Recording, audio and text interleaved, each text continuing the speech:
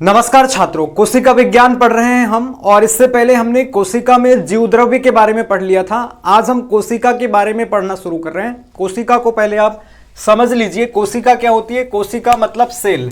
तो कोशिका जीवन की सबसे छोटी कार्यात्मक एवं संरचनात्मक इकाई होती है। ध्यान रखिएगा, कार्यात्मक मतलब फंक्शनल यूनिट और स्ट्रक्चरल यूनिट, यानी कि cell is a small functional and structural unit of life. जीवन की, जीवों के शरीर की सबसे छोटी इकाई होती है कोशिका, जहां उसे कार्यात्मक इकाई कहा जाता है, क्योंकि कोशिका के भीतर ही जीवन की सारी क्रियाएं संपन्न होती है। जीवों के भीतर होने वाली सारी जैविक क्रियाएं कोशिका के भीतर ही संपन्न होती है।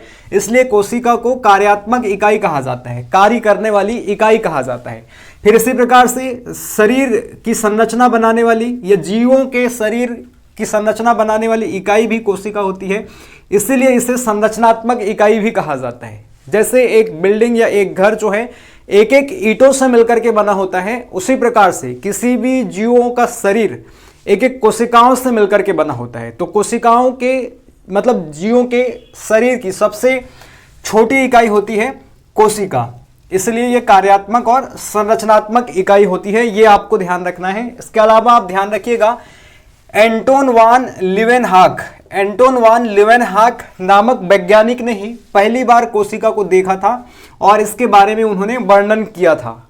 ठीक, लेकिन आपको ध्यान रखना है, कोशिका की जो खोज है वो रॉबर्ट हुक के द्वारा की गई थी। अंग्रेज वैज्ञानिक रॉबर्ट हुक के द्वारा कोशिका शब्द का प्रयोग किया गया था सर्वप्रथम। और इसी कोशिका के भीतर, ध्यान रखिएगा, इसी कोशिका के भीतर केंद्रक होता है। ठीक है, केंद्रक होता है। और इस केंद्रक की खोज, केंद्रक मतलब न्यूक्लियस की खोज रॉबर्ट ब्राउन के द्वारा की गई थी। किसके द्वारा की गई थी? रॉबर्ट ब्राउन के द्वारा की गई थी। ठीक है, तो इस प्रकार से ये कोशिका है।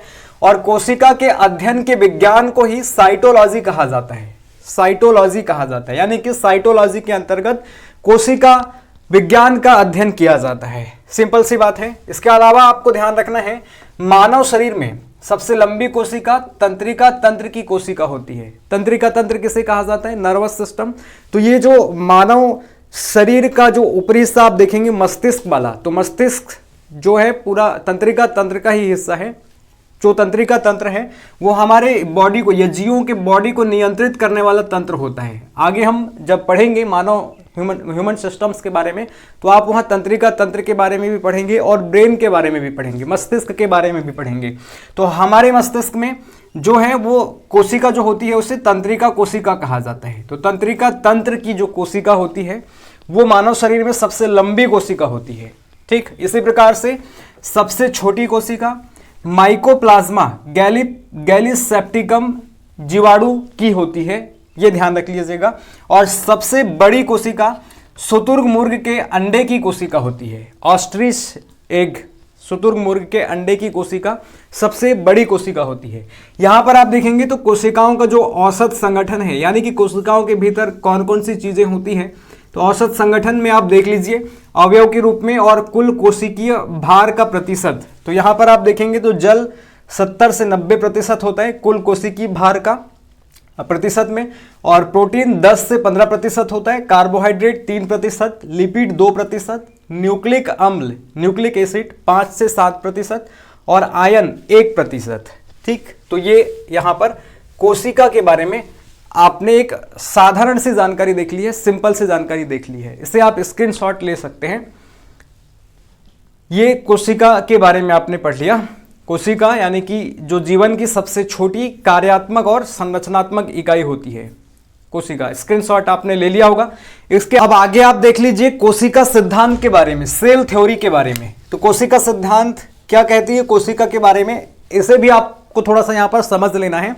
तो देखिए, कोशिका सिद्धांत का प्रतिपादन 1838-39 में मैथियस स्लाइडेन और थियोडोर स्वान के द्वारा किया गया था। यानी कि स्लाइडेन और स्वान ने कोशिका सिद्धांत का प्रतिपादन किया था।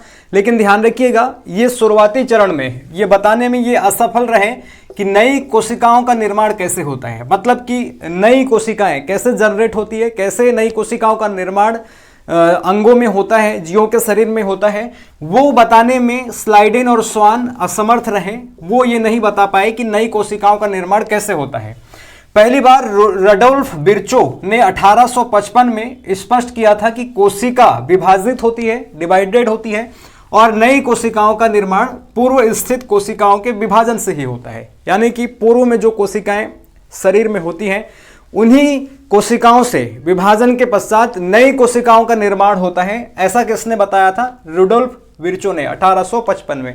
आगे बताया जाएगा कोशिका विभाजन के अंतर्गत जब आप अर्धसूत्री कोशिका विभाजन और समसूत्री जैसे कोशिका विभाजनों के बारे में पढ़ेंगे तो आपको स्पष्ट होगा कि कैसे कोशिकाएं विभाजित होती हैं और नई कोशिकाओं का निर्माण होता है। जैसे आपने ये भी सुना होगा कि जनन कोशिकाओं में अर्धसूत्री कोशिका विभाजन होता है और जनन कोशिकाएं विभाजित होकर के 4 कोशिकाओं का निर्माण करती है, और जो कायिक कोशिकाएं होती हैं सोमैटिक सेल, वो विभाजित होती हैं समसूत्री कोशिका विभाजन से और 2 नई कोशिकाओं का निर्माण करती है। ये आगे आपको पढ़ाया जाएगा, आगे बताया जाएगा। तो अभी आपको ध्यान रखना है कि पहली बार रडोल्फ विर्चो ने 1855 में स्पष्ट किया था कि कोशिका विभाजित होती है और नई कोशिकाओं का निर्माण पहले से ही स्थित कोशिकाओं के विभाजन से होता है। ये बताया था रडोल्फ विर्चो ने।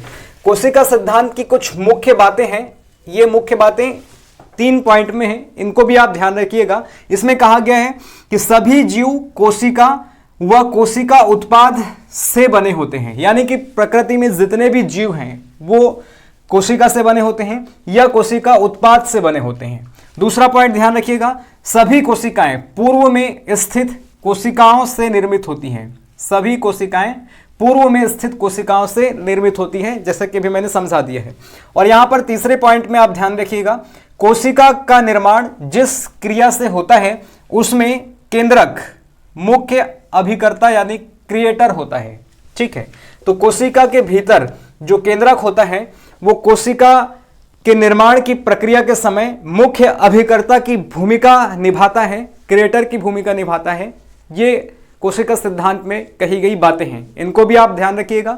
तो इस प्रकार से आपने आज कोशिका के सामान्य परिचय और कोशिका सिद्धांत के बारे में पढ़ लिया है। कल के टॉपिक में नेक्स्ट वीडियो में आपको मैं कोशिका के प्रकार बताऊंगा, जिसमें हम सबसे पहले प्रोकैरियोटिक और यूकैरियोटिक कोशिका के बारे में पढ़ेंगे। प्रोकैरियोटिक कोशिका और यूकैरियोटिक कोशिकाओं में क्या अंतर है ये भी हम पढ़ेंगे, और किस कोशिका में किन कोशिकांगों की अनुपस्थिति होती है ये भी आपको बताया जाएगा। तो आप बने रहिएगा। पटले सर क्लासेस यूट्यूब चैनल को सब्सक्राइब कीजिएगा, दोस्तों के साथ शेयर कीजिएगा। जितने भी आपके जान पहचान में प्रतियोगी परीक्षाओं की तैयारी करने वाले छात्र हैं, पीसीएस यूपीएससी की तैयारी करने वाले छात्र हैं, उनको आप इस चैनल के बारे में बताइएगा, उनके साथ शेयर कीजिएगा और यूट्यूब चैनल को सब्सक्राइब कीजिएगा, लाइक कीजिएगा, कमेंट भी कीजिएगा। तो मिलेंगे नेक्स्ट वीडियो में, तब तक के लिए आप बने रहिए। धन्यवाद, जय हिंद।